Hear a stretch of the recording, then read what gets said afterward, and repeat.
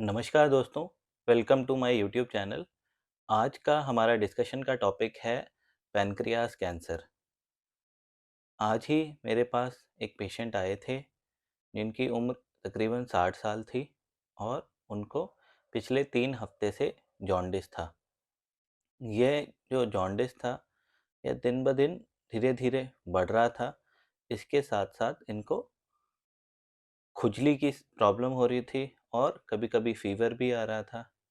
साथ ही साथ पेशेंट को भूख भी कम लग रही थी और उनका वज़न भी कम हो रहा था। हमने इनके टेस्ट कराए और टेस्ट में हमने यह पाया कि उनको पैनक्रियाज़ के कैंसर की प्रॉब्लम है और आगे का उनका ट्रीटमेंट शुरू किया गया है। तो पैनक्रियाज़ कैंसर ज़्यादातर केसेज़ में स्मोकर्स या उन पेशेंट्स को जिनका अल्कोहल इंटेक होता है काफ़ी, उन लोगों में ज़्यादा कॉमन होता है। इसके अलावा एनवायरमेंटल फैक्टर्स होते हैं, कुछ फैमिलीज़ में जेनेटिक्स से रिलेटेड भी होता है और इसके अलावा एक्यूट पैनक्रेटाइटिस एवं क्रोनिक पैनक्रेटाइटिस इन प्रॉब्लम्स में भी आगे जाके पैनक्रियास कैंसर बनने की प्रोबेबिलिटी होती है।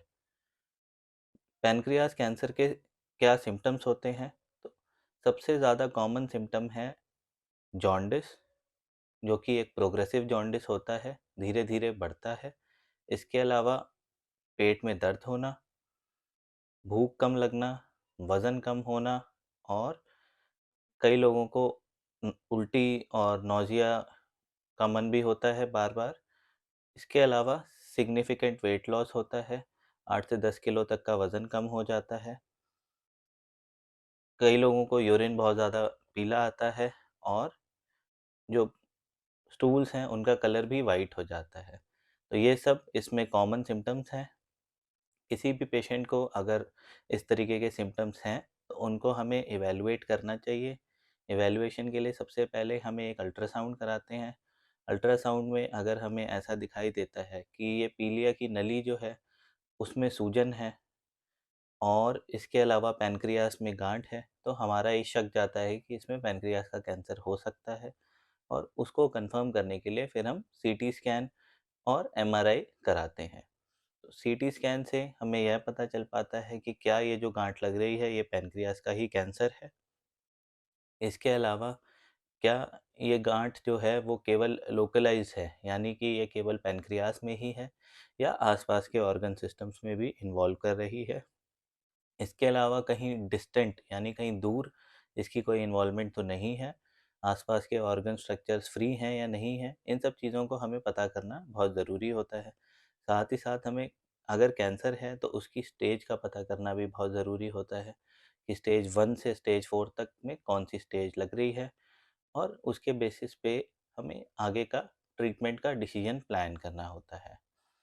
अगर किसी पेशेंट का जो पैनक्रियास का कैंसर है, वो स्टेज 1 है या स्टेज 2 है, तो ऐसे केसेस में उसका ऑपरेशन किया जाता है और ऑपरेशन के बाद वो प्रॉब्लम ठीक हो जाती है। अगर किसी पेशेंट का स्टेज 4 कैंसर है, यानी कि पैनक्रियास के अलावा वो कहीं दूर भी इन्वॉल्व कर रहा है, जैसे लिवर में कुछ ट्यूमर की गाँठें हैं या फिर कहीं और पेट में है या लंग में है, ब्रेन में है, ऐसे केसेस में इनका जो ट्रीटमेंट है वो कीमोथेरेपी होता है, उसमें ऑपरेशन नहीं किया जाता है। और अगर स्टेज 3 या लोकली एडवांस टाइप के यानी कि जो पैनक्रियास का कैंसर आसपास के एरिया में इन्वॉल्व कर रहा है, यानी खून की नसों को इन्वॉल्व कर रहा है, ऐसे केसेस में दोनों ही ट्रीटमेंट ऑप्शंस होते हैं। या तो डायरेक्ट ऑपरेशन किया जाता है, बाद में कीमोथेरेपी दी जाती है या फिर पहले कीमोथेरेपी दी जाती है, ट्यूमर को श्रिंक किया जाता है और उसके बाद ऑपरेशन किया जाता है। ऑपरेशन जो पैनक्रियास कैंसर में होता है, वो एक बहुत ही कॉम्प्लेक्स प्रोसीजर है और उस ऑपरेशन का नाम है विपल्स प्रोसीजर। विपल्स प्रोसीजर में जो पैनक्रियास का हेड है, उसको रिमूव किया जाता है, साथ ही साथ सीबीडी को यानी पीलिया की नली को रिमूव किया जाता है, गॉल ब्लैडर को रिमूव किया जाता है, डुओडेनम जो कि स्मॉल इंटेस्टाइन का इनिशियल पार्ट होता है, उसको रिमूव किया जाता है और इसके बाद इन सबको रिकंस्ट्रक्ट किया जाता है, दोबारा से जोड़ा जाता है। इसमें इंटेस्टाइन जोड़ी जाती है, तो पैनक्रियाज़ को भी जोड़ा जाता है, सीबीडी को यानी पीलिया की नली को भी जोड़ा जाता है और स्टमक को भी इंटेस्टाइन से जोड़ा जाता है।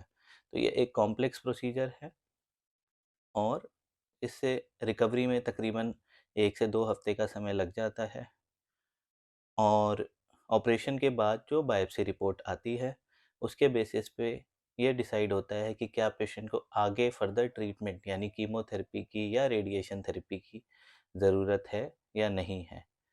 अगर किसी पेशेंट को कीमो या रेडिएशन की ज़रूरत होती है, तो उसको आगे कीमोथेरेपी या रेडिएशन थेरेपी दी जाती है और अगर पेशेंट को कीमो और रेडिएशन की ज़रूरत नहीं है, उनका लोकलाइज़्ड डिज़ीज़ था, तो ऐसे केसेस में पेशेंट को फ़ॉलो-अप पे रखा जाता है। फ़ॉलो-अप में रेगुलर बेसिस पे उनके ट्यूमर मार्कर्स टेस्ट कराए जाते हैं, ब्लड टेस्ट कराए जाते हैं, अल्ट्रासाउंड, सीटी स्कैन्स कराए जाते हैं। यह फ़ॉलो-अप टोटल 5 साल तक चलता है और अगर 5 साल में पेशेंट को कोई रिकरेंस नहीं है, यानी बीमारी दोबारा नहीं आई है, तो यह मान लिया जाता है कि पेशेंट पूरी तरह बीमारी से क्योर हो चुका है, अब उसको बीमारी वापस नहीं आने वाली है। इन केस अगर किसी पेशेंट को रिकरेंस होती है, यानी बीमारी दोबारा आती है, तो उन केसेस में कीमोथेरेपी दी जाती है और उसके बाद फर्दर फ़ॉलो-अप्स पे रखा जाता है। अगर आप पैनक्रियाज़ कैंसर से रिलेटेड कुछ और सवाल पूछना चाहते हैं, तो आप हमसे कॉन्टैक्ट कर सकते हैं। धन्यवाद।